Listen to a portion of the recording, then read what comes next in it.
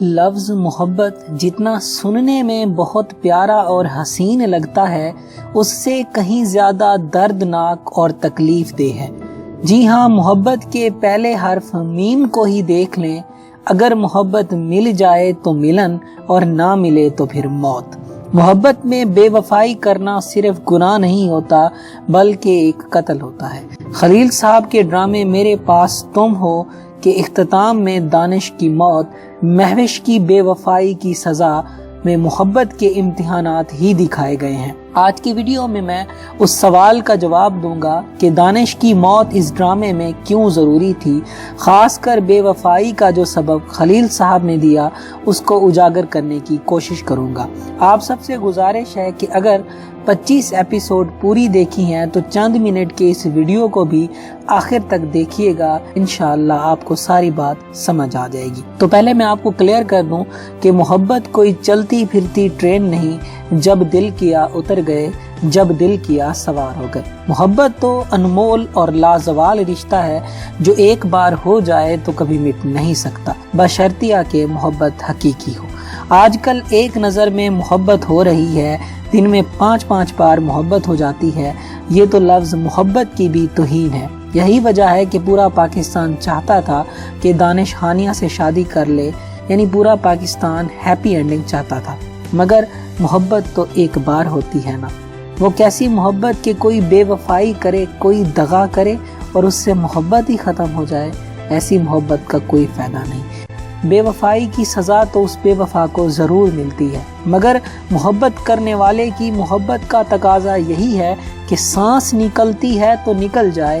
جو ایک بار زندگی کا حصہ بن گیا، مرتے دم تک وہی رہنا چاہیے۔ اگر خلیل صاحب دانش کی موت کو سکرپٹ کا حصہ نہ بناتے تو شاید محبت کی ہی توہین ہو جاتی۔ اگر سیریس ہو کر اور زندگی کے حقائق کو سامنے رکھ کر سوچا جائے تو اس ڈرامے کا اختتام ہی یہی بنتا تھا۔ اب خود فیصلہ کریں، اگر دانش ہانیہ سے شادی کر لیتا تو اس کی محبت، اس کی وفا کا مذاق نہ اڑ جاتا، یہ تو اس کی محبت ہی کا خاتمہ ہوتا۔ بے شک مرد بے وفا ہوتے ہیں، مگر جب مرد محبت کرتا ہے تو وہ 1000 عورتوں سے بڑھ کر کرتا ہے۔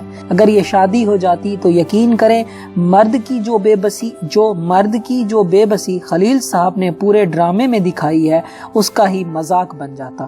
اور ہاں، اگر دانش مہوش کے پاس آ بھی جاتا تو کس رشتے تھے؟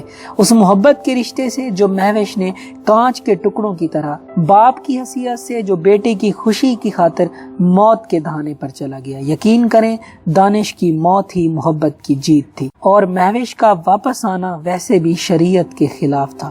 تو خلیل صاحب نے محبت کا بھی بھرم رکھا اور اسلام کے اصولوں کا بھی خیال رکھا، اور ایک سبق کہ اگر مرد محبت میں سچا ہو تو وہ مر تو سکتا ہے لیکن نہ معاف کر سکتا ہے اور نہ ہی کسی اور کا ہو سکتا ہے، مگر اس فکرے میں لفظ اگر کا ہونا شرط ہے۔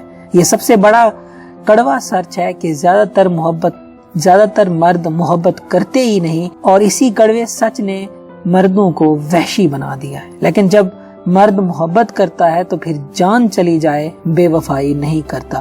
یہ جو مردوں کے بارے میں مشہور ہے کہ مرد بے وفا ہوتے ہیں، میں یہ سمجھتا ہوں وہ یا تو محبت نہیں کرتے یا پھر وہ شاید مرد ہی نہیں ہوتے۔